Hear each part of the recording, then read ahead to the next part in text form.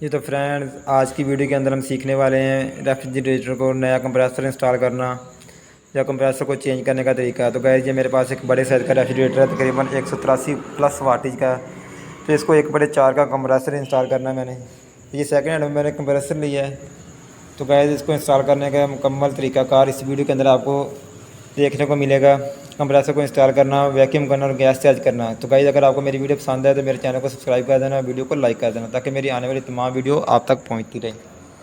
तो गाइस, सबसे पहले आपने करना क्या है, ये देखिए मैंने इसका जो कंडेंसर का पाइप है उसको कंप्रेसर के डिस्चार्ज पाइप के साथ कनेक्ट कर रहा हूँ।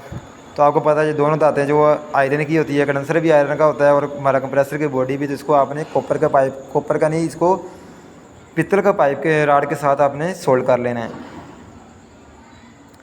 तो गाइस, जहाँ पे दोनों दांतें आयरन की होंगी तो वहाँ पे हमने पित्तल का राड ही यूज़ करना है। यहाँ पे दोनों दांतें कॉपर की होगी तो वहाँ पे कॉपर का राड यूज़ करना होता है, जिसको मैं अच्छे से सोल्ड कर रहा हूँ।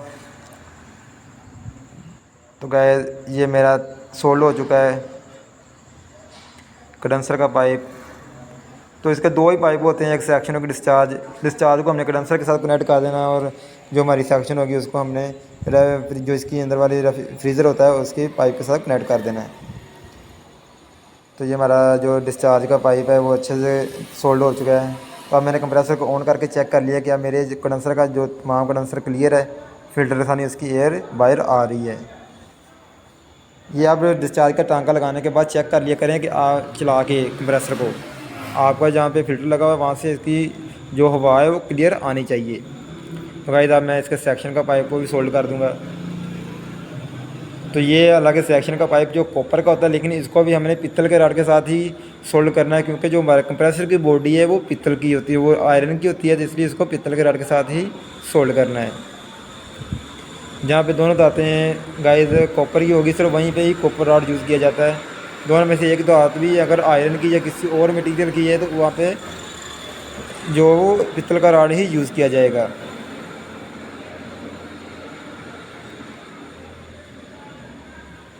तो इसको अभी आपने अच्छे से सोल्व कर लेना है, कोई भी मुश्किल नहीं है। आपको पता है कंप्रेसर की सिर्फ दो ही लाइनें होती हैं, एक सेक्शन और एक डिस्चार्ज।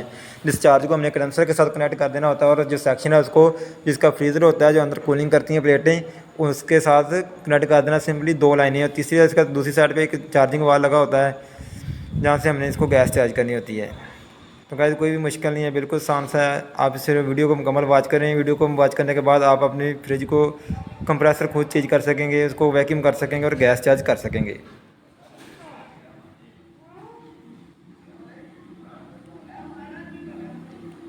तो गाइस, ये हमारा सेक्शन का टंका भी कनेक्ट हो चुका है। इसके बाद ये कैपरी को हमने कनेक्ट किस तरह करना है, तो गाइस आपने अच्छे से रेक मार कर लेना है। रेक मार करने के बाद ये मैं छुरी की मदद से इसको दोनों तरफ से कट लगाऊंगा, क्योंकि इसके अंदर सुराख होता है, हमें किसी क्लास वगैरह से हम इसको नहीं काट सकते। छुरी की मदद दोनों साइड में कट लगाने के बाद इसको हमने इस तरह कट देना है, जिसका जो सुराख है वो बिल्कुल ओपन हो जाएगा। तो इसको हमने फ़िल्टर के साथ कनेक्ट करना है। तो गाइस, यहाँ पे हमारा कॉपर का रॉड यूज़ किया जाएगा, क्योंकि दोनों दांतें जो वो कॉपर की हैं।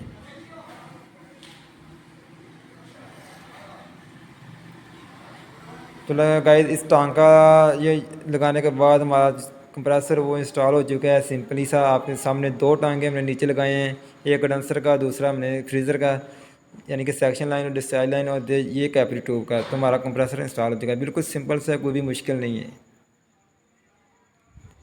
तो ये देखें, मैं कॉपर का रॉड यूज़ कर रहा हूँ, क्योंकि हमारी कैपरी ट्यूब भी कॉपर की और फिल्टर भी कॉपर का है। यहाँ पे कॉपर रॉड ही यूज़ किया जाएगा।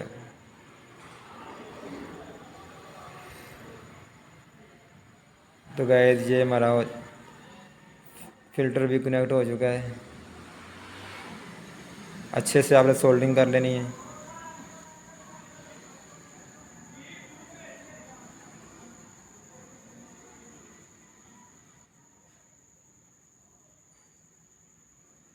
तो ये देखें, ये सोल्डरिंग हमारी कंप्लीट हो चुकी है। हमारा कंप्रेसर जो है इंस्टॉल हो चुका है।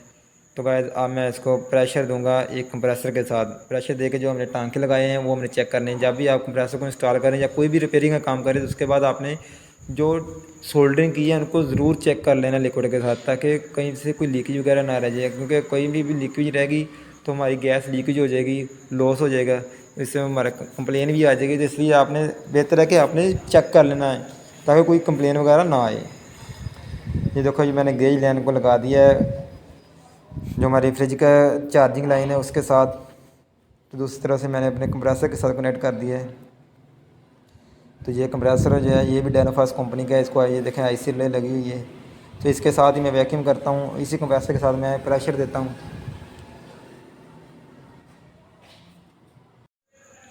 तो ये देखें प्रेशर हमारा जो स्टार्ट हो चुका है। आप भी इसी तरह प्रेशर दे सकते हैं। हमें कोई प्रेशर वाली मशीन कोई इसी की ज़रूरत नहीं है। तमाम जो मकैनिकल हज़रात है इसी कंप्रेसर का यूज़ करते हैं प्रेशर देने के लिए। तो ये देखें मेरा प्रेशर जो है तकरीबन 100 से ऊपर जा चुका है। तो मैं इसको 150 प्रेशर दे दूँगा। 150 प्रेशर देने के बाद मैं लिक्विड के साथ इसके तमाम सोल्डिंग किए हुए जोड़ों को चेक कर दूँगा। तो ये देखें मैंने लिक्विड तैयार कर लिया, सर्फ डाल के अच्छे से इसकी जाग बना ली है। और मैं तमाम जोड़ जो है वो इसके चेक कर लूँगा। तो गाइस आपने भी अच्छे से जितने यहाँ पे आपने सोल्डिंग की है वो तमाम टांके वगैरह अच्छे से चेक कर लेने, ताकि कहीं से कोई लीकेज वगैरह ना रह जाए, आपकी तसल्ली हो जाए, ताकि कोई कंप्लेन वगैरह दोबारा ना आए। तो गाइस ये मैंने तमाम इसमें सोल्डिंग जहाँ जहाँ पे की थी उसको चेक कर लिया है, कहीं से भी कोई लीकेज वगैरह नहीं है। अब हमारी इसमें तसल्ली हो चुकी है कि हमारा जो गैस है वो लीकेज नहीं होगा कहीं से भी।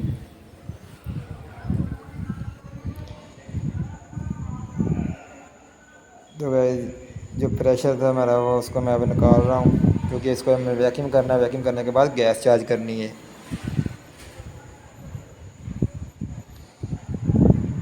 गैस ये इसका वाल होता है जो हमने चार्जिंग वाल के अंदर डालना होता है, क्योंकि गैस चार्ज करने के बाद लाइन को तो उतार देना होता है, गैस बाहर ना निकले, इसलिए इसके अंदर एक वाल यूज़ किया जाता है, जो मैंने आपके सामने इसको वाल को लगा दिया है। तो गाइस अब हमने इसको वैक्यूम करना है, इसी कंप्रेसर के साथ मैं आपको वैक्यूम करना सिखाने वाला हूँ। तो ये हमने ये पहले यहाँ पे चार्जिंग इसके डिस्चार्ज पे लगा के हमने प्रेशर दिया था। अब हम इसकी सेक्शन पे लगाएंगे। ये देखें इसको कंप्रेसर की सेक्शन पे लगा दिया लाइन को उतार के। तो अब ये तमाम जो इसके अंदर एयर वगैरह होगी पाइप होगी वो सक कर लेगा कंप्रेसर, यानी कि उसको वैक्यूम कर देगा। आपने भी इसी तरीके से वैक्यूम करना है। पहले हमने इसी के साथ प्रेशर दिया है, अब इसी कंप्रेसर के साथ इसको वैक्यूम करेंगे। तो गाइस आपको पता है वैक्यूम की जो रीडिंग होती है वो 0 से माइनस की तरफ नीचे होती है, -30 तक। तो आपने तकरीबन 15 से 20 मिनट इसको वैक्यूम करना है। वैसे तो वैक्यूम 5-7 मिनट के अंदर हो जाता है, लेकिन हमने बेहतरीन वैक्यूम करना है। जितना अच्छा वैक्यूम होगा उतना हमारा फ्रीज़र अच्छे से काम करेगा और चोकिंग का मसला नहीं आएगा। तो हमारा फ्रीज़र वैक्यूम होने के बाद अब हम इसको गैस चार्ज करेंगे। ये देखिए R134 गैस है। तो वैक्यूम को अपने किस तरह तोड़ना है ये भी आप सीख लें। सिलेंडर को ओपन करने के बाद आपने यहाँ से हवा निकालनी, जो लाइन के अंदर हवा है। ये देखें मैंने यहाँ से इसकी एयर निकाल दी है। अगर डायरेक्ट हम गेज को ओपन कर देंगे तो जो एयर होगी वो सिस्टम के अंदर चली जाएगी और हमारा सिस्टम मसला करेगा। तो गाइस मैंने गेज को ओपन किया, गैस चार्ज होना शुरू हो चुकी है। तो आपको पता है R134 जो है उसका जो प्रेशर है वो तकरीबन 10 से 12 के दरमियान रहता है। तो आप अपनी फ्रिज की ज़रूरत के पेश नज़र इसको 15 तक भी जा सकते हैं। जब आपकी फ्रिज कहाँ पे तैयार होती है ये आपने देखना होता है। वैसे इसका प्रेशर 10 से 12 के दरमियान होता है। तो गाइस इसको मैंने 40 प्रेशर देने के बाद अपनी फ्रिज को स्टार्ट करूँगा। 40 प्रेशर दे दिया है और फ्रिज को मैंने स्टार्ट कर दिया है। तो ये देखें मेरी सुई 0 की तरफ आ गई है, क्योंकि जब अभी गैस कम है फ्रिज को स्टार्ट कर दिया तो सुई हमारी 0 की तरफ आएगी। तो गाइस अगर आपकी गैस सुई 0 से नीचे आ रही है तो इसका मतलब आपकी फ्रिज चोक हो रही है। आपने इस चीज़ का ध्यान रखना है, कोई सुई को वैक्यूम की तरफ नहीं आने देना। तो ये फ्रिज हमारी अच्छे से वर्क कर रही है। देखें इसका 5-7 प्रेशर हो चुका है। अभी गैस कम रखी है मैंने, आस्ता आस्ता चार्ज करूँगा और हमारा कंडेंसर हीट अप होना शुरू हो चुका है। तो ये फ्रिज ने कूलिंग भी स्टार्ट कर दी है बड़ी ज़बरदस्त तरीके से। तो गाइस अगर आपको वीडियो पसंद आई तो मेरी वीडियो को लाइक कर दें और चैनल को सब्सक्राइब कर दें।